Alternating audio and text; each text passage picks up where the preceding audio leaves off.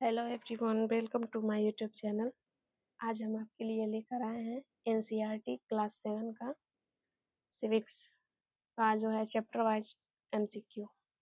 ठीक है, तो हम शुरू करते हैं चैप्टर 1 से। आज का हमारा पहला पार्ट है विविधता में एकता। इसका पहला क्वेश्चन देखते हैं। भारत के संदर्भ में विविधता में एकता का क्या अर्थ है? तो इसका जो आंसर होगा वो होगा विभिन्न पृष्ठभूमि के लोग सामंजस्यपूर्ण एक साथ रहते हैं। ठीक है, अगला देखते हैं।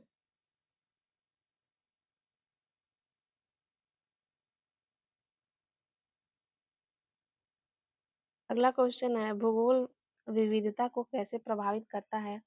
यह दर्शाने के लिए किन दो क्षेत्र का उपयोग किया गया है? तो यह दर्शाने के लिए केरल और लद्दाख का उपयोग किया गया है इस चैप्टर में। समीर दो के जीवन के बारे में निम्नलिखित में से क्या सत्य है? समीर दो जो है वो क्या करता है? अखबार बेचने का काम करता है। अगला है लद्दाख में भूगोल लोगों के खाने को कैसे प्रभावित करता है? तो वो क्या करते हैं? विभिन्न प्रकार की फल और सब्जियां खाते हैं। अगला देखिए, लद्दाख के लोग मुख्य रूप से किस प्रकार का काम करते हैं? तो ये लोग पशुपालन और व्यापार करते हैं। समीर दो स्कूल क्यों नहीं गया? समीर दो स्कूल इसलिए नहीं गया क्योंकि उसे अपने परिवार का समर्थन करने के लिए काम करना पड़ा। अगला है केरल में कौन सा भोजन सामान्य है? रोटी सब्जी, दूध दही, चावल मछली और सब्जियां, एक से अधिक या इनमें से कोई नहीं। तो इसका जो आंसर होगा वो होगा इसमें चावल सब मछली और सब्जियां। आगे देखते हैं विविधता में एकता की अवधारणा क्या जोड़ देती है? इसमें जोड़ नहीं रहेगा, यहाँ जोड़ रहेगा। जोड़ देती है तो यहाँ आंसर हो जाएगा लोगों को अपने अंतर के बावजूद एक साथ काम करना। अगला क्वेश्चन देखते हैं। भारत के संदर्भ में विविधता में एकता का क्या अर्थ है? इसमें हो जाएगा या विभिन्न पृष्ठभूमि के लोग सामंजस्यपूर्ण ढंग से एक साथ काम कर सकते हैं। अगला देखिए, अध्याय में विविधता का कौन सा उदाहरण उल्लिखित किया गया है? विभिन्न क्षेत्रों में अलग अलग भोजन। भारत की स्वतंत्रता संग्राम में विभिन्न धर्मों के लोग एक साथ काम करते हैं। विविध वस्त्र और भोजन की आदतें। तो इसका जो आंसर होगा वो ये भी सही है, ये भी सही है, ये भी सही है, यानी कि एक से अधिक। आगे देखते हैं। निम्नलिखित में से कौन सा केरल में सांस्कृतिक प्रभाव का उदाहरण है? चीनी मछली पकड़ने की जाल, पश्मीना शॉल, बौद्धिक परंपराएं, एक से अधिक या इनमें से कोई नहीं। इसका जो आंसर हो जाएगा वो हो जाएगा चीनी मछली पकड़ने की जाल। समीर एक और समीर दो की विषय शब्द की समझ अलग अलग क्यों थी? तो इसका जो होगा उनकी शैक्षिक उपलब्धि अलग थी। वे अलग अलग भाषाएं बोलते थे। समीर एक की औपचारिक शिक्षा थी जबकि दो की नहीं। तो इसमें एक से अधिक आंसर हो जाएगा। वे अलग अलग भाषाएं बोलते थे और उनकी शैक्षिक उपलब्धि अलग थी। समीर एक की औपचारिक शिक्षा थी जबकि दो की नहीं। अगला, पंडित जवाहरलाल नेहरू ने विविधता में एकता से क्या अभिप्राय रखते हैं? तो पंडित जवाहरलाल नेहरू जो है वो ये अभिप्राय रखते हैं विभिन्न विश्वासों और रीति रिवाजों वाले लोग एक साथ रह सकते हैं।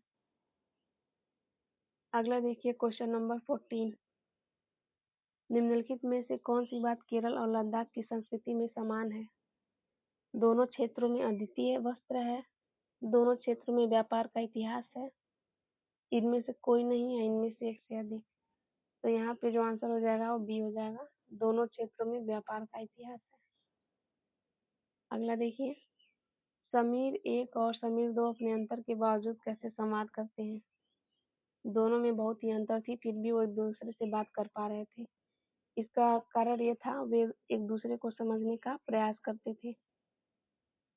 अगला देखिए, निम्नलिखित में से कौन सा समीर एक और समीर दो के बीच अंतर नहीं है?